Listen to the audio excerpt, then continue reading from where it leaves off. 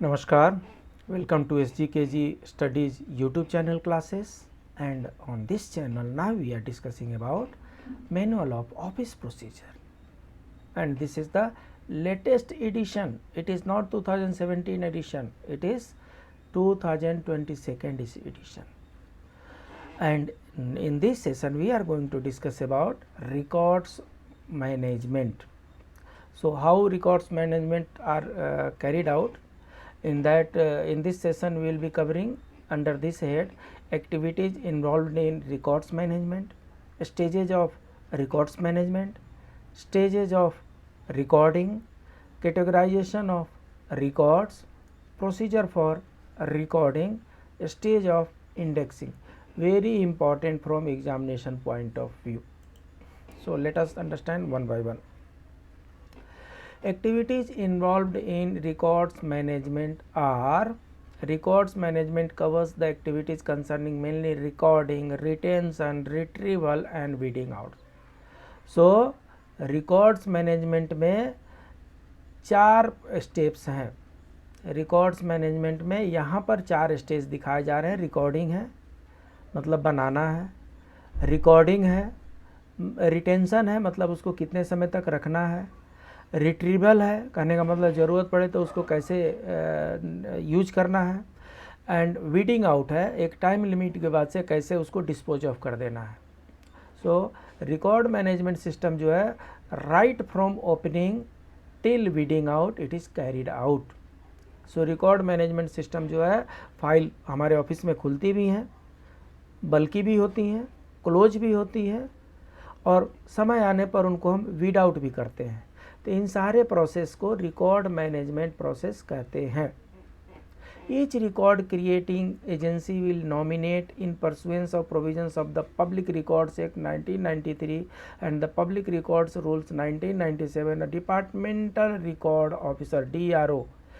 Please learn the full form of DRO here is departmental records officer, who is not below the level of section officer for overall records management of the organization as a whole. So इस purpose के लिए recording, retention, retrieval, weeding out के लिए departmental records officer nominate किए जाते हैं. आइए इसके स्टेजेस देख लेते हैं. स्टेजेज ऑफ रिकॉर्ड्स मैनेजमेंट क्या है? क्रिएशन ऑफ रिकॉर्ड होता है, यूज ऑफ रिकॉर्ड होता है, मतलब creation of record means opening of file.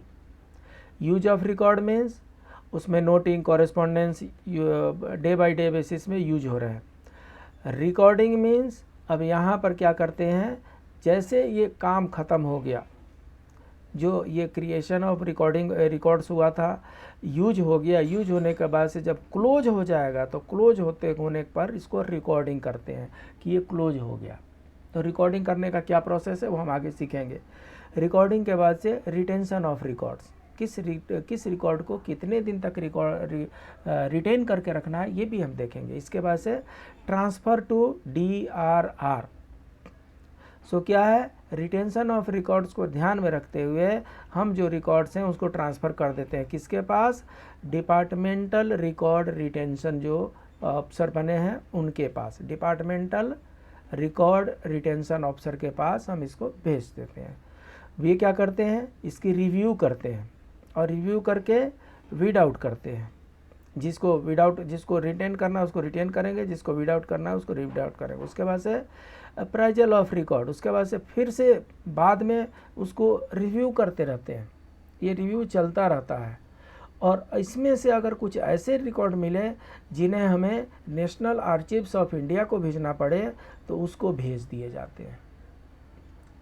Review होगा, रिव्यू के बाद से जो वीड आउट होने वाले होंगे वो वीड आउट होंगे. उसके बाद से फिर से अप्राइजल ऑफ रिकॉर्ड होगा और अगर DRR को लगता है कि इसको नेशनल आर्चिव्स ऑफ इंडिया में भेजना चाहिए तो it is transfer to NAI.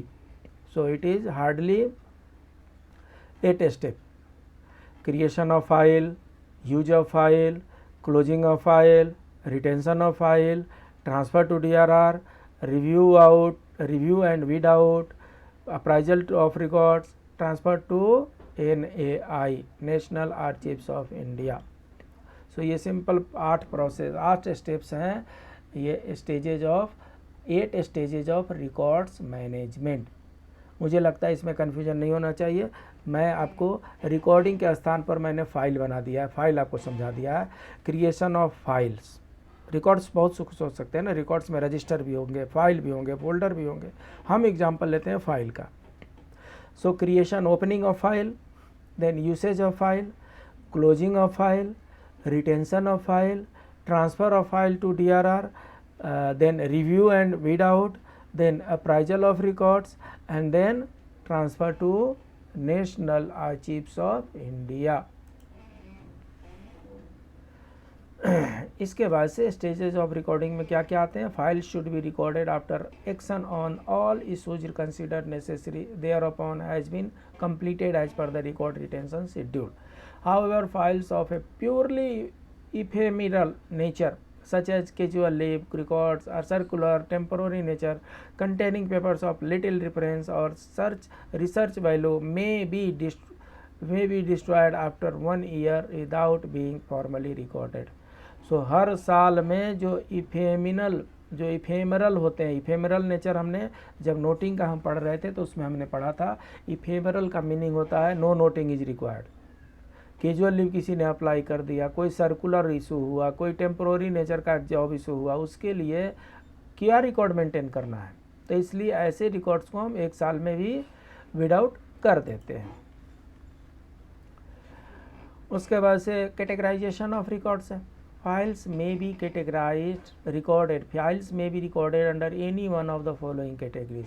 सो जब हम फाइल को हम क्या करते हैं, 3 हिस्सों में बांट सकते हैं। 3 कैटेगरी बनाते हैं, category A, category B, category C. 3 category में हम डिवाइड कर रहे हैं फाइल्स को। आइए जानते हैं वो कैटेगरी क्या क्या है। So category A means keep and microfilm.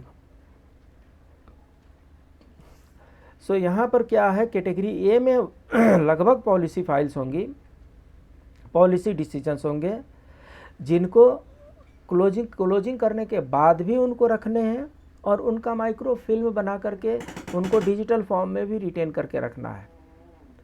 इसमें कौन कौन से आते हैं? Files which qualify for permanent preservation for administrative purposes and which have to be microfilmed because they contain a document so precious that it is original must be preserved intact and access to it in original form must be restricted to the barest minimum to avoid damage or loss. Material likely to be required for frequent reference by different parties. Files of historical importance.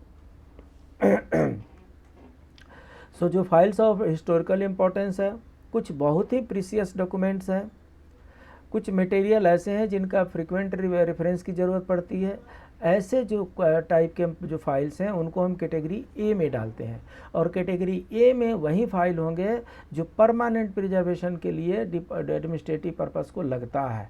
और जब ये category A में हो जाएंगे तो इनको close करते समय इनको रिटेन भी करना है और इनको माइक्रो फिल्म बना करके डिजिटल फॉर्म में भी स्टोर करना है। सो कैटेगरी ए वाले जो है मोस्ट इम्पॉर्टेंट फाइल्स हैं। Category B meaning keep but not microfilm. So category B जो है थोड़ा सा इसकी जो इंटेंसिटी है ए से थोड़ी इन्फीरियर है।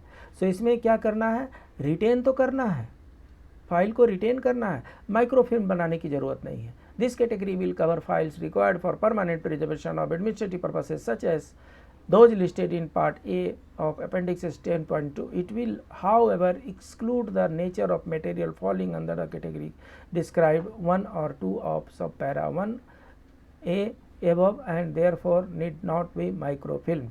So microfilmed किस में होगा, कैटेगरी A में होगा। कैटेगरी B वाले रिटेन तो किए जाएंगे, माइक्रोफिल्म करने की उनकी ज़रूरत नहीं है। Category C means keep for specified period only. So category C में जो फाइल होंगे, रजिस्टर होंगे, रिकॉर्ड्स होंगे, उनको कुछ स्पेसिफिक पीरियड के लिए ही रखा जाएगा, उसके बाद से उनको वीड आउट कर दिया जाएगा. This category will include files of secondary importance having reference value for a limited period not exceeding 10 years. In exceptional cases, if the record is required to be retained beyond 10 years, it will be upgraded to B category. So C category का retention period maximum up to 10 years है. very important from examination point of view. C category के जो records हैं उनका retention period maximum 10 years से है. 10 years से ज़्यादा भी अगर उनको रिकॉर्ड उनको प्रिजर्व करने की ज़रूरत पड़ती है, रिटेन करने की ज़रूरत पड़ती है, तो उनको अपग्रेड करके बी में डाल दिया जाएगा, क्योंकि परमानेंट रिटेंशन वाला काम बी का है, परमानेंट रिटेंशन एंड माइक्रोफिल्म का काम ए कैटेगरी का है. सो इस तरीके से फाइल्स के फाइल रिकॉर्डिंग का जो categorization of records, categorization of records कितने तरीके होते हैं? 3 तरह के होते हैं. Category A, category B, category C. Category A में keep and microfilm, category B में keep no microfilm, category C retention maximum up to 10 years. So there is no question of microfilm at all. E files में be recorded under 2 categories. अब यहाँ पर normal file की बात हो गई, ई file की बात हो रही है. Category A, e-files which qualify for permanent preservation for administrative purposes or historic reasons such as those listed in Part A and Part B. So e-file में क्या किए हैं? कैटेगरी A और कैटेगरी B को मर्ज कर दिए हैं. Category C, e-files which are secondary important having reference value for a limited period for not exceeding 10 years. So क्या करना है? जब ये क्वेश्चन e-file में कन्वर्ट करके दे, ये क्वेश्चन नॉर्मली आएगा कि how many categories of records are there. So simply 3, category A, category B, category C. But when it relates to categories under E filing categories, they are in 2 categories only. Number 1 is A category. In A category, A and B both has been included, and C category is as it is this category, right? Now procedure for recording. After action on the issues considered on the file has been completed, the dealing officer, initiating officer in consultation with the supervisory officer should close and record the file in the manner prescribed below. So जैसे ही file का काम पूरा हो जाता है, जो current file है, current file को अब क्लोज करने का टाइम आ गया है, because of nature of file, because of bulkiness of the file, because of retention period, because of significance, because of importance of the file. अगर उनको क्लोज किया जाता है तो क्लोज करने के बाद से क्या करेंगे? उसकी रिकॉर्डिंग की जाती है. रिकॉर्डिंग कैसे की जाएगी? Indicate the appropriate category of record. So category of record हमने देखा, क्या क्या देखा? ए बी सी 3 कैटेगरी है. And in the case of category C also specify the retention period and the year of review. So A और B जो है permanent nature के हैं, उनको रिव्यू करने की भी ज़रूरत नहीं है. कैटेगरी सी में जो है मैक्सिमम 10 ईयर्स तक रिटेन कर सकते हैं. सो इसलिए जब कैटेगरी सी में रिकॉर्डिंग करेंगे तो मेंशन करेंगे it will be retained for 1 year, 2 year, 3 year, 4 year, 5 year, 6 year, 7 year, 8 year, 9 year, 10 year, up to 10 year. जितने साल तक रिटेन करना लग रहा है कि सही रहेगा, उस पर मेंशन करते हैं retention period, and time to time उसको रिव्यू भी करते हैं. Where necessary, revise the title of the file so that it describes adequately the contents at that stage. अगर ज़रूरत पड़े तो टाइटल ऑफ द फाइल भी चेंज करते हैं so that later on trace out करने में आसानी हो. Get the file indexed, indexing भी करना है.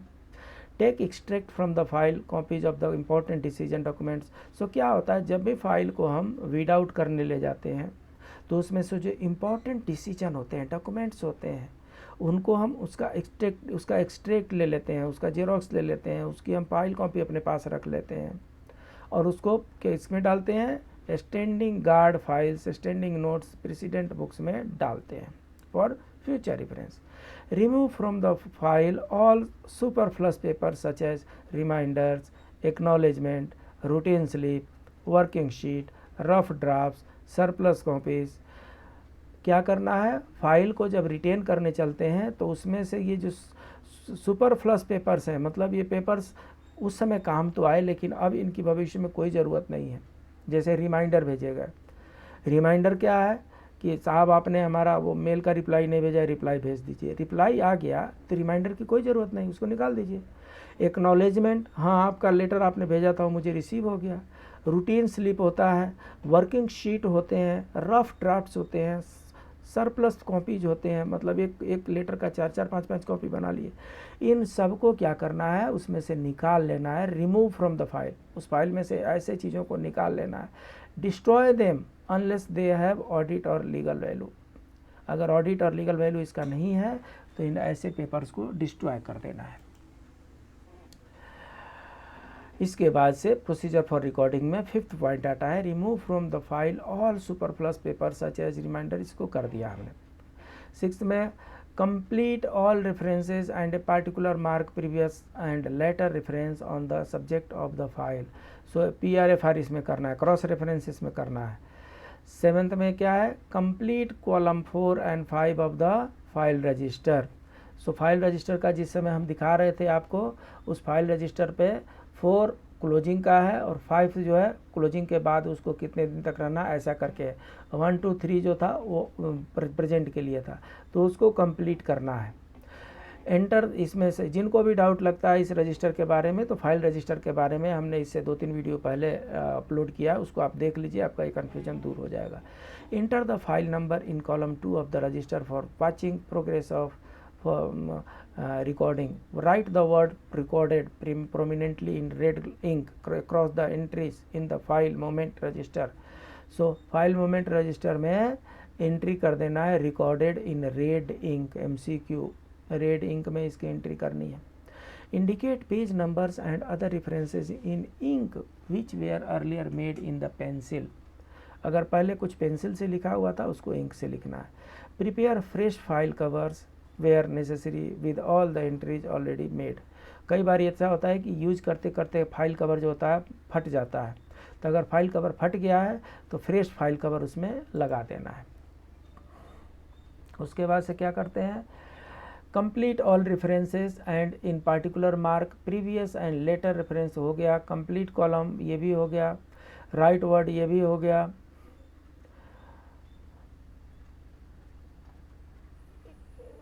इसमें कहाँ तक, 11 तक हो गया है। सो 12 क्या है, hand over the file to MTS who will repair and the damaged file if any, stitch the file and show it to the person interested with the responsibility by section officer for making entries in the register for watching progress of recording before keeping it in the bundle of recorded files. तो ये process जो रहा recording का process रहा। आज का नीति श्लोक, स्वगृहे पूज्यते मूर्ख, स्वग्रामे पूज्यते प्रभु, स्वदेशे पूज्यते राजा, विद्वान सर्वत्र पूज्यते। अर्थात मूर्ख अपने घर में, समर्थ पुरुष अपने गांव में, राजा अपने देश में और विद्वान सर्वत्र ही पूजे जाते हैं। सो इसमें देखा जाए, अगर तुलना की जाए राजा और विद्वान की, तो राजा अपने देश में पूजे जाते हैं लेकिन विद्वान सर्वत्र पूजे जाते हैं। कहने का मतलब ये हुआ कि अगर आपके पास विद्यता है, आपके पास विद्या है, विद्वता है, विद्वान हैं आप, तो आपकी पूजा सर्वत्र की जाएगी। इसलिए विद्वान बनना सीखिए, विद्यावान बनना सीखिए, विद्यार्थी बनना सीखिए। मिलते हैं अगले क्लास में, तब तक के लिए जिन्होंने हमारा चैनल सब्सक्राइब नहीं किया है प्लीज़ सब्सक्राइब कर लीजिए, जिन्होंने सब्सक्राइब कर लिया उनको लाइक शेयर एंड कमेंट कर दीजिए। मिलते हैं अगले क्लास में, तब तक के लिए नमस्कार।